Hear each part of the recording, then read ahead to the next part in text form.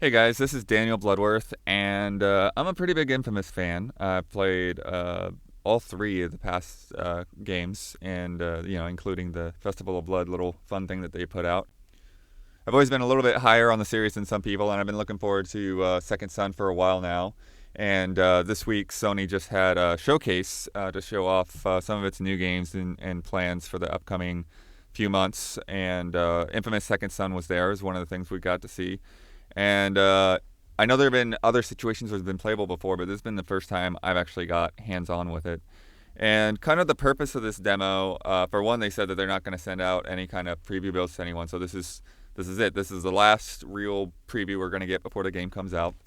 And the purpose of this demo is to show off some of the morality system. As you know, Infamous has always had this ability to kind of go to the hero side or the anti-hero or villain side, however you want to define it. And this time around, the thing that they started with is that cutscene that we saw back in August, where you have the choice to basically take care of this character Fetch that your brother, I think, wants to lock up or something. Delson is like, no, I'm going to take care of this. And you have this choice now to either redeem Fetch or to corrupt her. And this basically opens up the path to two different quests. So if you redeem Fetch, then you'll go down this quest line where you kind of help her to deal with situations more appropriately. She basically has been going around killing off drug dealers.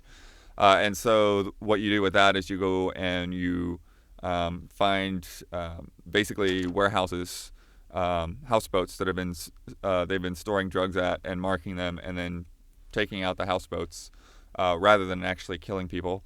Or if you go down the corrupt path, then you go and you find protesters that want to take Fetch down and are basically activists who want the government to do something about her and apprehend her, and you just go around killing protesters and killing security and things like that. So I went down. Well, first they showed us the destructive path in the demo room, but then once I actually got to play, I went down the hero side since I had already seen that. Basically, you have at this point you have Neon, which you get from Fetch, and they call her Laser Girl as a nickname. And then you have Smoke. And what's interesting about picking up powers is that you don't actually you don't switch between them like you would switch between guns on like the crosspad or something like that. You have to actually go up to a source of that power in the environment. So if you find a neon sign, or you find a smokestack, or you find a car that's exploded and burning, and you absorb the power that way. So if you want to switch from neon to smoke, you have to find a source of smoke and absorb that power. And so basically I was going on this quest to take out these houseboats, and so going along these docks, taking out guards, and then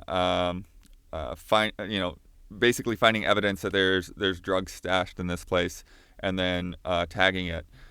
So what's interesting is they actually use the touchpad on the DualShock 4. So you would slide up to open a chest and see like, oh, yep, there's drugs in there. And then you would slide left to open a door when you hear that there's like a hostage that's still in the building. It's like, hey, get out of there, we're going to blow this place. And then you tap the touchpad again to tag the wall, which just kind of initiates like an automatic animation and then a funny tag that he leaves behind. And so in that situation, there's a lot of guys firing at you. There's snipers and all of that. You're not really going against the authorities in this situation, since it is a bunch of drug dealers.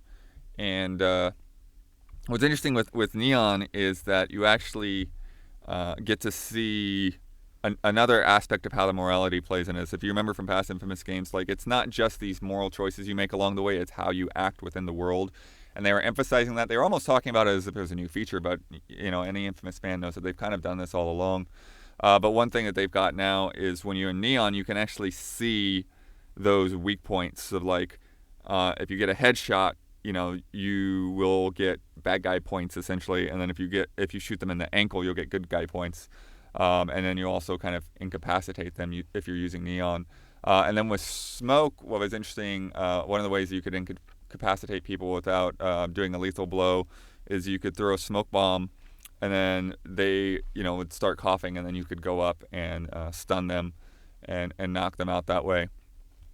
It's pretty interesting just seeing the differences between the two, because smoke is a little bit more about firepower and stuff. It didn't feel, I think Jeremy, who also played, kind of agrees that it didn't feel quite as impactful when you're shooting guys as you might expect.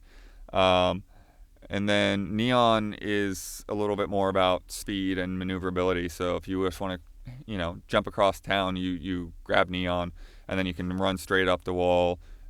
Both powers actually have kind of like the gliding ability, but neon lets you just really zip around really quickly. Whereas with smoke, you're more limited because you have to look for the smoke vents. So essentially, tagging all of those houses, there were 3 houses, and then a range of guards to fight. That was the bulk of that mission on the good side, and then I went and I did the corrupt side. And that mission, you're finding these groups of protesters, and then you're knocking them out, and then you're fighting against the DUP guards, and they're a little bit more tricky to deal with because they have some kind of conduit-like powers, where there's guys that can kind of create shields around themselves. There's guys that have these pillars that launch them, and they jump and get out of your way. So it's gonna be a little hard to keep track of enemies. I find myself finding moments where it's like, where is this guy shooting me from? One thing too that kind of, because it's a demo, didn't really get a great sense of just how difficult it would be, because it was like kind of a god mode. I never had any situation, no matter how poorly I was doing, where I was able to get knocked out or killed. So that's something to kind of keep with a grain of salt. But I was able to also go around and explore a little bit. I was able to hop on a train and ride the train around. And, so far, I like it. I think, I don't know if I got the best impression of it just from jumping in the middle like that, just a couple of random quests. But it's interesting. I think it's interesting because the moral choice, I think, it's always played a big part in what kind of powers you'll get, but I think now it's playing a bigger part in the story along the way, and not just kind of at the very end. Another thing that they pointed out as being one of the good guy augmentations, so to speak, is that when you're going to aim in on a guy, time will kind of slow down. You have not for very long, just enough so you can fine tune your aim and get that perfect ankle shot instead of headshot, and then minimize your damage to pedestrians and stuff, because that all counts. If you blow things up and you hurt a bunch of pedestrians, then they're not going to like you so much. But again, that's kind of a thing from past Infamous games. Also, just some things in the environment. I don't want to walk away from this game without really talking about the graphics, because it is a nice looking game when you have the chance to kind of breathe and explore a little bit. You can see, dips in the brick and the pavement, where water and puddles have collected. So it's not just like one big flat world. It really, has a nice vibe to it, and it, you're able to see different coffee shops and drugstores, and and everything looks kind of like it belongs there, and it's distinct, and it's not just a random just plopping things down on the map. It looks like they put a lot of care into the world. The facial animations are really interesting. It kind of reminds me a little bit of LA Noire, to where it's like in some situations it looks really good, and in other situations you're not quite sure what you think of it. It's not that it looks bad, but it feels a little weird or a little cartoony somehow. It's hard to put my finger on that. But in any case, it's really, definitely a good looking game all around, and I'll enjoy getting a chance to get out there and explore. So that's about all I've got to say right now on Infamous Second Son. I guess, I'm maybe a little bit hesitant to, give a yay or nay at this point. I think in the end, I'm probably going to really enjoy the game overall.